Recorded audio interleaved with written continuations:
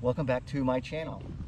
So today I am fishing in Snipatuit, which is in Rochester, Massachusetts, and I am still on my quest to catch a state pin pickerel. There's a lot of grass here. I have shiners. I'm going to throw a chatterbait around. Yeah, hopefully I catch a decent sized pickerel today, or even a fish today. How's that? I hope I catch a fish today. So, here we go.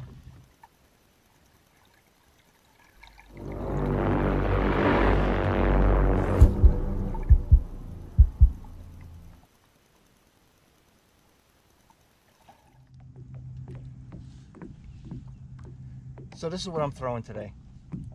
I am throwing a chatterbait in this turquoise and white color. The water I am fishing is stained. The maximum depth of this water is 5 feet. The water temperature is 74 degrees. So it's not bad conditions. The only bad condition I could say right now is it's kind of late in the afternoon, or it's late in the morning. It's 8 o'clock in the morning. The sun's up, so the fish are going to be in cover. But the pickerel, they're going to be on the outside. They're going to be on the grass over here, and that's what I'm hoping to catch.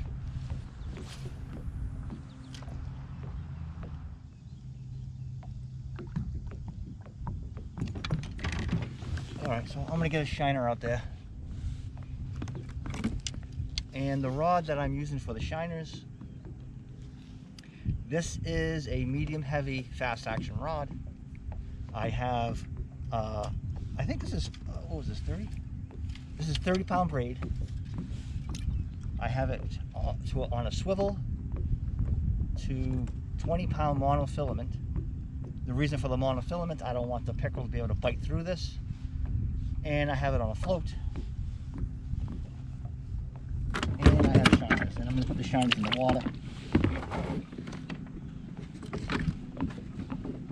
The other thing that I'm doing today that's different from what I normally do is I actually put my hog trough or my catch board behind me. Let's see how that's going to work.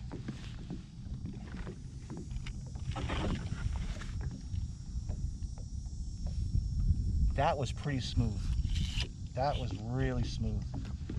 I think that's a good choice. The reason for me moving it back there is I didn't like all the interference with my rods up in the front here, so I moved it back there. And I think so far that's a good decision. Unless there's something else that it's going to interfere with. But so far, it seems like it worked pretty well. It was actually a lot smoother than being up here.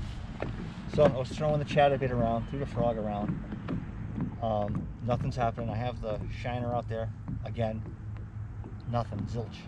So I am going to try on the other side, and I am just going to try different things until something happens. If nothing's happening here, something might be happening over there. Don't waste your time in one spot too long. If nothing's happening there, move on. And that's what we're going to do right now. We're moving on.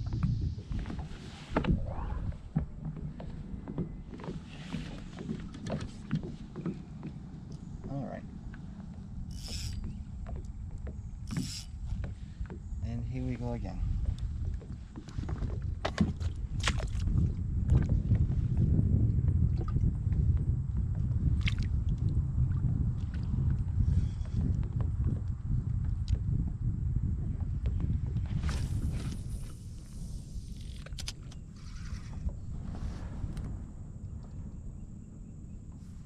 Oh yeah. It came right back up though.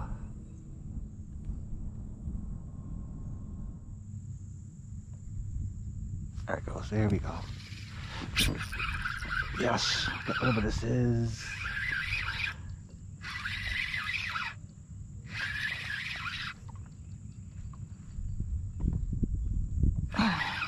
Wow. That was pretty good.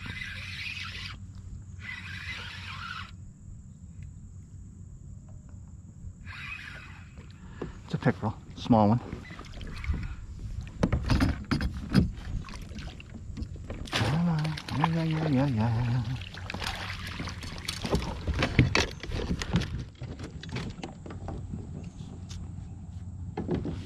Caught a pickerel. Yes. Doesn't it seem weird that I'm excited about catching a pickerel? Right?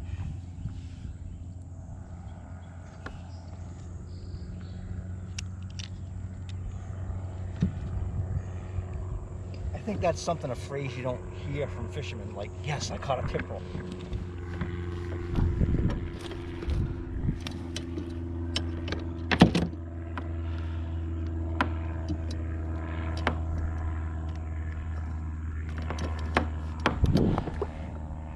So again, this is probably 15 inches or so. You can see his teeth. There you go. Adios.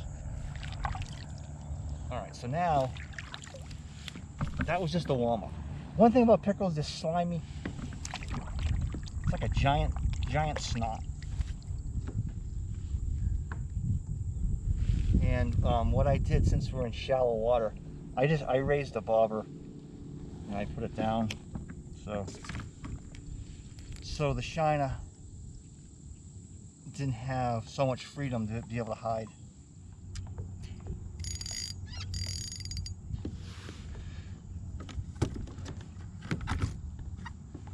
So I was just saying, hey, I don't think there's any fish over here. Then that just happened. So I am gonna move. So I pulled one fish off of this patch of grass here. I'm gonna move. There's a little point of grass over there. I'm gonna hit that point there and kind of work my way around. As far as pickerel go, where I am is pretty good. Like I said, you can usually find them in grassy areas. So there's a lot of grass up along here. That's what I'm gonna hit next. So there's a dock right there. I'm gonna try fishing it.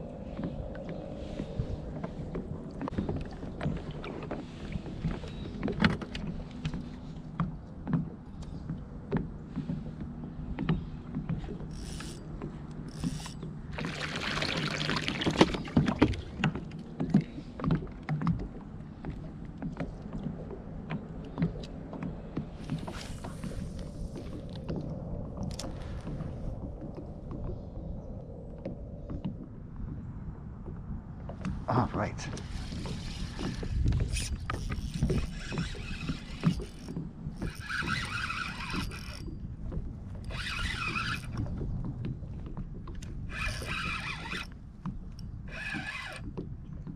Oh, putting up a pretty good fight. It's probably a bass.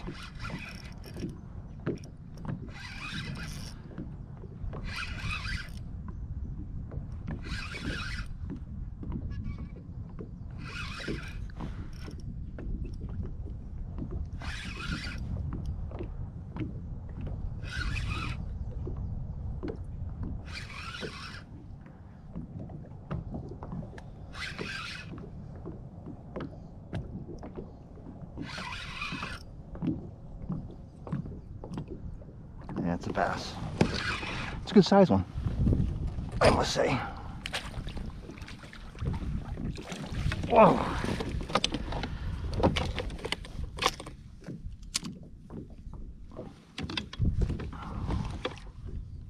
Decent sized bass.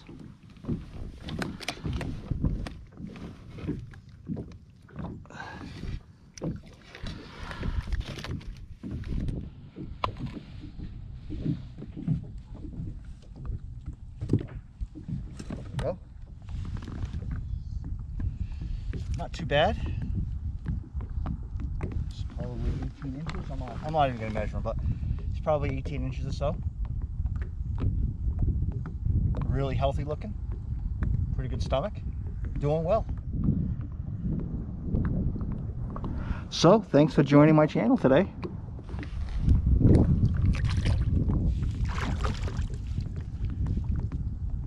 I kind of figured I would catch a bass by the dock. So I found this little spot here.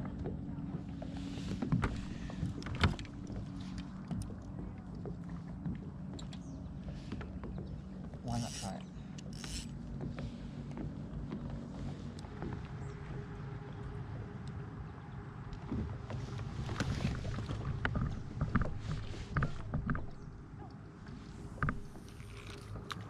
That's a good cast right there. Oh, there's already something there, I think.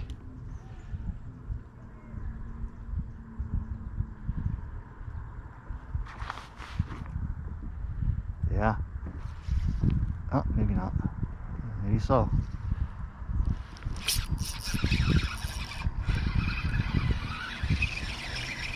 What do we got? A little pickerel, a little bass.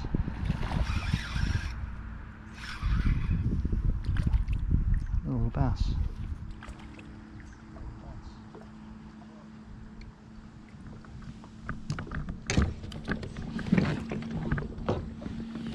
Well, paid off, eh?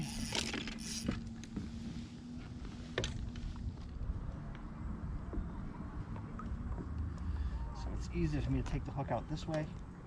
So I'm not, that's what I'm gonna do. Oops, alright. So when I hooked them, I kind of hooked them a little bit in the gill plate. So the easiest way to deal with that is like put the hook through like this, and I just cut the hook off and pulled it out. A lot easier, a lot less stressful for the fish. You know, it just means I have to tie another hook on. That's okay. That fish will live to see another day.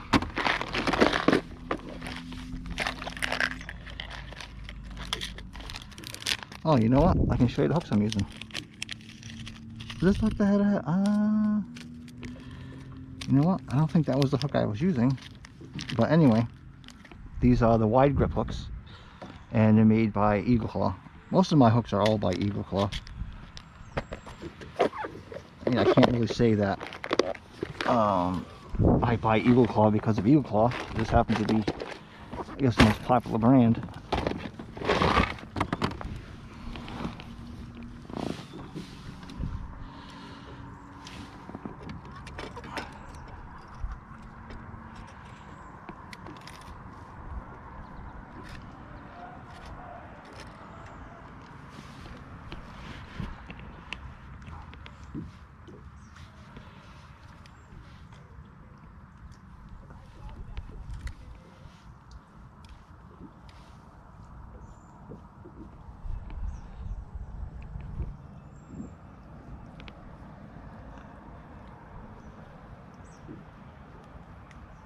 So I do a fisherman's knot. I spin it probably 13 times up through the loop, like that.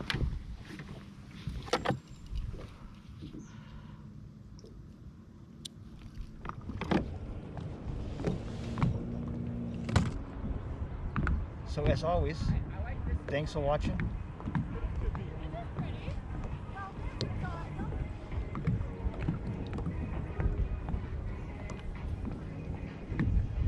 So as always, thanks for watching, and please subscribe. Bye.